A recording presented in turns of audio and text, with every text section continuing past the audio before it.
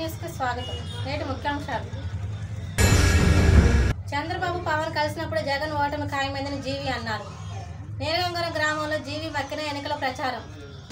రాష్ట్రంలో చంద్రబాబు పవన్ కలిసినప్పుడే జగన్ ఓటమి ఖాయమైందని మరోసారి స్పష్టం చేశారు కూటమి వినుకొండ అభ్యర్థి తెలుగుదేశం పార్టీ సీనియర్ నాయకులు జీవి ఆంజనేయులు. ఆ పొత్తు ప్రకటన రోజే రాష్ట్రంలో జగన్ రెడ్డి హత్య రాజకీయాలు కూడాలని చెల్లిందన్నారు. ఆ విషయం ముందే గ్రహించి చిత్తుగా ఓడిపోతున్నానే భయంతో జగన్ రెడ్డి చంద్రబాబుపై తప్పుడు కేసులు పెట్టారని ధ్వజమెత్తారు. మంగళవారం వినుకొండ మండల నీలగంగవరం మాజీ ఎమ్మెల్యే మక్కిన మల్లికార్జునరావు గారు మరియు వినుకొండ నియోజకవర్గ జనసేన పార్టీ సమన్వయకర్త కొంజేటి నాగశ్రీను గారితో కలిసి ఎన్నికల ప్రచారం నిర్వహించారు జీవి ఆంజనేయులు. ఇంటింటికి తిరిగి తెలుగుదేశం పార్టీ సూపర్ 6 పథకాల గురించి అవగాహన కల్పించి కరపత్రాలు పంపిణీ చేశారు. స్థానికుల సమస్యలు తెలుసుకొని భరోసా కల్పించారు. అనంతరం జరిగిన సభలో గ్రామస్తులను ఉద్దేశించి మాట్లాడిన జీవి చంద్రబాబు రాష్ట్ర భవిష్యత్తు కోసం ఆలోచించాడు. పవన్ కళ్యాణ్ ఇచ్చిన పిలుపు ప్రతి ఒక్కరూ అందుకోవాలని నేను ఈ సందర్భంగా కోరుతున్నా. ఈ చంద్రబాబు గారు ఎప్పుడైతే కలిశారో అప్పుడే రాష్ట్రంలో 160 సీట్లతో టీడీపీ జనసేన బీజేపీ అలయన్స్ అధికారంలోకి వస్తుందని ఆ రోజు స్పష్టమైందని మీ అందరికీ నేను మనవి చేస్తున్నా.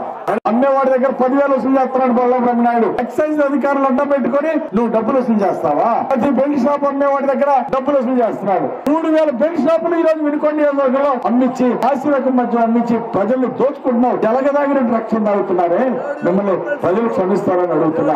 అందుకే ఈ రోజు నెలకి సుమారు 3 కోట్లు వసూలు చేస్తున్నాడు బొల్లబ్రహ్మనాయుడు అని ప్రజలు చెప్పుకుంటున్నారు. ఎంత అక్రమ సంపాదన! నీ అక్రమ సంపాదనకు రోజులు దగ్గర పడ్డాయి. ఇచ్చాడా? ఒక మరుగుదొడ్డి ఇచ్చాడా?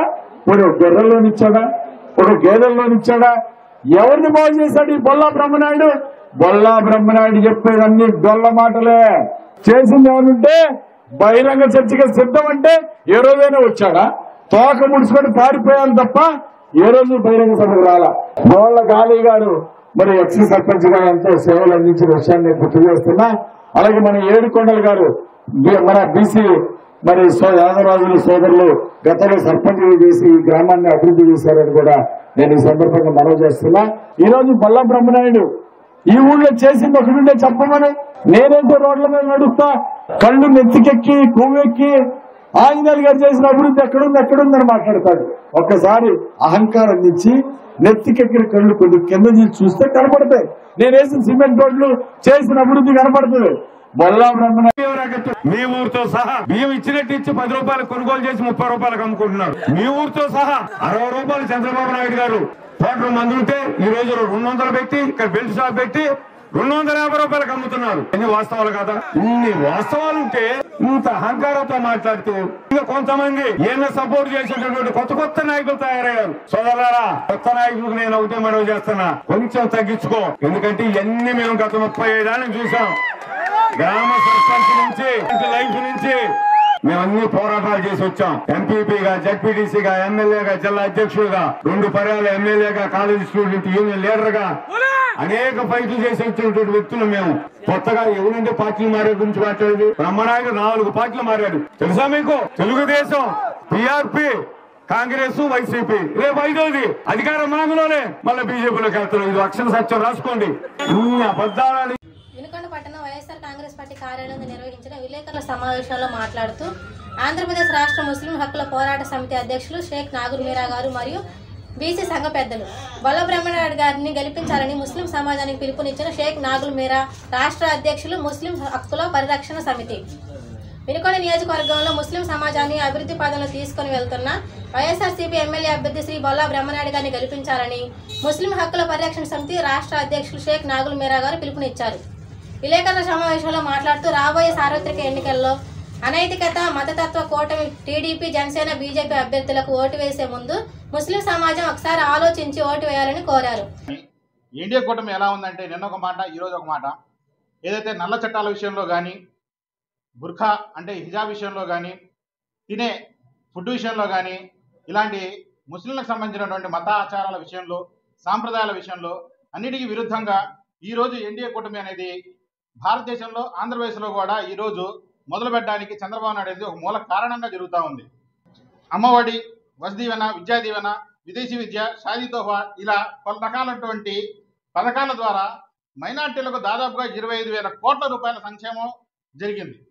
అదే గత ప్రభుత్వంలో 2,500 కోట్ల సంబంధించి మాత్రమే జరిగింది. అంటే ఈ ప్రభుత్వంలో జరిగిన సంక్షేమంలో 10% సంక్షేమమే చంద్రబాబు నాయుడు గారు చేశారు మైనార్టీలకు. కృష్ణదేవరాయలు గారు ఒక ఫేస్బుక్లో పోస్ట్ పెట్టారు, మేము రాగానే షాదీ తోఫా ఇస్తాము, షాదీ తోఫా ఇప్పుడు అమలు అవుతా ఉంది, ఆ తర్వాత మైనార్టీ సప్లాన్ అమలు చేస్తామన్నారు. 2014 మేనిఫెస్టోలో మైనార్టీ సప్లాన్ ఇచ్చారు, 2019 మేనిఫెస్టోలో సప్లాన్ ఇచ్చారు. అయినా కానీ ఎక్కడా కూడా చంద్రబాబు నాయుడు గారు ఇచ్చినటువంటి హామీలు ఎక్కడా కూడా నెరవేర్చలేదు. జుమ్మా మసీదు ఆషుర్ఖానాకు సంబంధించి 180 ఎకరాల భూమి ఉంటే దాదాపుగా అంతా భూమి ఆక్రమణకు గురై ఉంది. అది అందరికీ తెలిసిన విషయమే. దీంట్లో దాదాపుగా గత తెలుగుదేశం పార్టీకి సంబంధించినటువంటి కొంతమంది నాయకులు ఆక్రమణకు గురి చేసుకొని ఫెన్సింగ్ చేసుకొని కొంతమంది ఎంజాయ్ చేస్తూ ఉంటే అటువంటి భూమిని కూడా బొల్లా బ్రహ్మనాయుడు గారు ఎంతో శ్రమించి రాష్ట్ర వక్ఫ్ బోర్డు వారితో జిల్లా కలెక్టర్ గారితో సమన్వయం చేసుకొని దాదాపుగా 18.5 ఎకరాల భూమిని తిరిగి స్వాధీనం చేసుకున్నారు. వినుకొండ పట్టణం గంగినేని కళ్యాణ మండపం నందు ప్రైవేట్ స్కూల్స్, కాలేజీలు ఉపాధ్యాయుల ఆహ్వానం మేరకు ఆత్మీయ సమావేశంలో ముఖ్య అతిథిగా పాల్గొన్న వినుకొండ నియోజకవర్గం తెలుగుదేశం, జనసేన, బీజేపీ పార్టీల ఉమ్మడి అభ్యర్థి శ్రీ జి ఆంజనేయులు గారు మరియు మాజీ శాసనసభ్యులు శ్రీ మక్కిన మల్లికార్జునరావు గారు మరియు శివశక్తి లీలాంజన్ ఫౌండేషన్ చైర్మన్ శ్రీమతి గోనుగుంట్ల లీలావతి గారు. యలమందరావు గారు ఒక మంచి డాక్టరు, రాజకుమారి గారు కష్టపడే వ్యక్తి, తర్వాత ఆంజనేయులు గారు మంచి గారి, మల్లికార్జునరావు రైతుని, ధైర్యంగా చెబుతా నేను రైతుని. మేము ఇంతమంది చేసి ఆయన వచ్చారు, నేను అదృష్టం. నేను ఏం చేసేవాడు మీకు తెలుసు కదా, ఇది విమర్శ కాదు వాస్తవం. ఒక లారీ క్లియర్ గా పనిచేసేవాడు అమ్మ. ఆ తర్వాత సినిమా డబ్బాలు తిరుగుతూ వేసేవాడు. ఆ తర్వాత పాల వ్యాపారంలో దిగారు. నేను కూడా పాలు పోసా. పాలకి శాతాలు తగ్గించి లీటర్ 2 రూపాయలు కట్ చేసి గొప్పోడయ్యారు. సరే అదృష్టవంతులు. ఇన్నున్నప్పటికీ కూడా శాసనసభ్యుడయ్యారు. అందరు నమ్మించుకున్నట్టు. అది మాకు బాధ కలిగింది. ఆంజనేయులు గారు అనే వ్యక్తి చదువుకొని ఒక కంపెనీలో ఉద్యోగం చేసి తర్వాత సొంతంగా వాళ్ళ బామతులతో వాళ్ళ కార్యకర్తలతో కంపెనీని ఏర్పాటు చేసుకుని అలా 15 రాష్ట్రాలలో వ్యాపారం చేస్తూ 35 కోట్ల రూపాయలని ఐటీ కడుతున్నాం. ఆయన ఎప్పుడు చెప్పుకో, ఎంత వ్యవస్థ ఆయన దగ్గర ఉంటే 5 ఏళ్ళు మీ దగ్గర పాలన ఉంటే ఆయన డబ్బు చేసి ఒక కేసు పెట్టించవచ్చు. ఒక అవినీతి కేసు, ఒక అక్రమ కేసు పెట్టచ్చు కదా. అయ్యే మాట్లాడు. మట్టి అమ్ముకున్నాడు, ఇసుక అమ్ముకున్నాడు. మరి ఈయన మట్టి ఎప్పుడు అమ్మిండో ఇసుక అమ్మిండో నాకైతే లేదు. నేను 5 ఏళ్ళ నుంచి ఈ ఊళ్ళోనే ఉంటున్నా. ఇంకా నా గురించి ఏదేదో మాట్లాడుతాను. ఈయన చేస్తున్న పని ఏంటి? గురువింద సామెతలాగా ఆయనకి అన్ని అవలక్షణాలేనమ్మా. ఎన్నికల ప్రచారంలో దూసుకుపోతున్న ఎమ్మెల్యే గారి కుటుంబ సభ్యులు. వినుకొండ పట్టణంలోని 1 మరియు 3వ వార్డుల నందు ఎన్నికల ప్రచారంలో భాగంగా శాసనసభ్యులు శ్రీ బొల్లా బ్రహ్మనాయుడు గారి కోడలు గారైన స్వప్న గారు వార్డులో పర్యటించారు. ప్రతి గడపకు వెళ్తూ ప్రతి ఒక్కరిని ఆప్యాయంగా పలకరిస్తూ వారి కుటుంబంలో ఒకరిగా కష్టసుఖాలు తెలుసుకుంటూ వినుకొండ శాసనసభ్యులు శ్రీ బొల్లా బ్రహ్మనాయుడు గారి ఆధ్వర్యంలో జరిగిన అభివృద్ధిని ప్రతి ఇంటికి వివరిస్తూ ప్రజల్లో ముందుకు సాగారు. ఇలాంటి అభివృద్ధి కొనసాగాలంటే మళ్లీ వినుకొండ శాసనసభ్యులు శ్రీ బొల్లా బ్రహ్మనాయుడు గారు ఎమ్మెల్యే గెలవాలని, అందుకు మీ సహాయ సహకారాలు ఓటు రూపంలో ఫ్యాన్ గుర్తుకు వేసి బ్రహ్మనాయుడు గారిని గెలిపించాలని కోరారు. రానున్న ఎన్నికల్లో వైఎస్ఆర్ కాంగ్రెస్ పార్టీ గెలుపు కృషి చేయాలి. ఈ నెల 22వ తేదీన ఎమ్మెల్యే బ్రహ్మనాయుడు గారి నామినేషన్.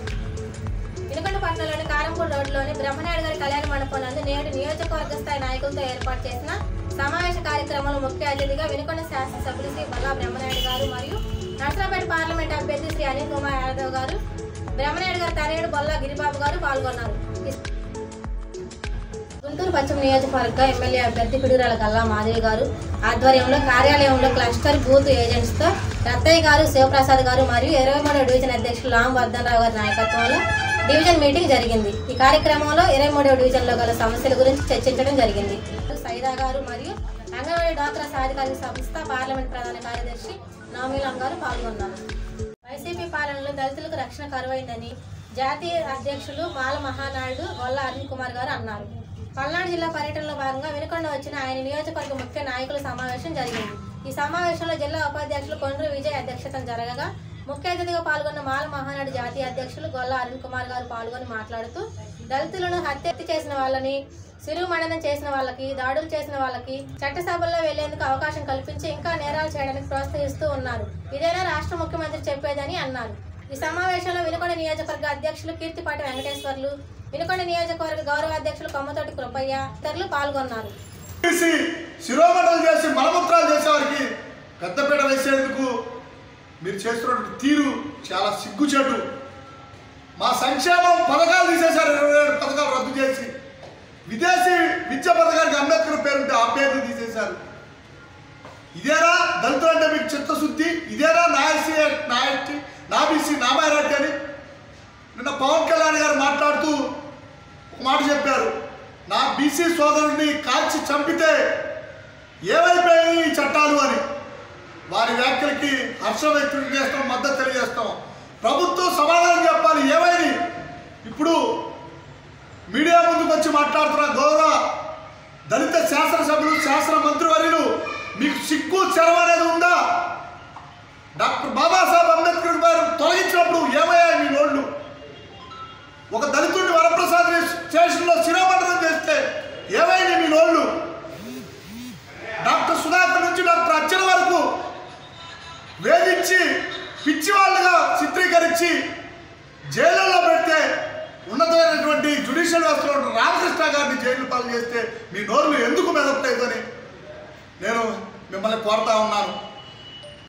బొమ్మలకు ముసుగులేశారు, కానీ డాక్టర్ బాబాసాహెబ్ అంబేద్కర్ ఈ దేశానికి రాజ్యాంగం రాసినటువంటి వ్యక్తికి మాత్రం ముసుగు వేయలేదంటే కారణం, ఈ దేశానికి దశ దిశ తెలిపి ప్రపంచ దేశాల రాజ్యాంగానికన్నా భారతదేశ రాజ్యాంగం భిన్నత్వంలో ఏకత్వం కలిగినటువంటి రాజ్యాంగం కనుక ఆ వ్యక్తికి ముసుగు వేయలేదు. కానీ అటువంటి మహనీయుని జయంతి కార్యక్రమానికి కూడా ఆంక్షలతో జయంతి చేసినటువంటి పరిస్థితి ఈ రాష్ట్రంలో ఈ దుస్థితి నెలకొంది అని అంటే ఖచ్చితంగా ఈ ప్రభుత్వాన్ని పారదోలటానికి, ఈ ప్రభుత్వాన్ని కూకట వేళతో పెకిలించి వేయడానికి మాలమహానాడు రాష్ట్ర కమిటీ ముందుంటుందని ఈ సందర్భంగా తెలియజేస్తూ, ఈ నియోజకవర్గ కమిటీలో, ఈ నియోజకవర్గ ముఖ్య నాయకుల సమావేశంలో ఒకటే తీర్మానం చేస్తా ఉన్నాం.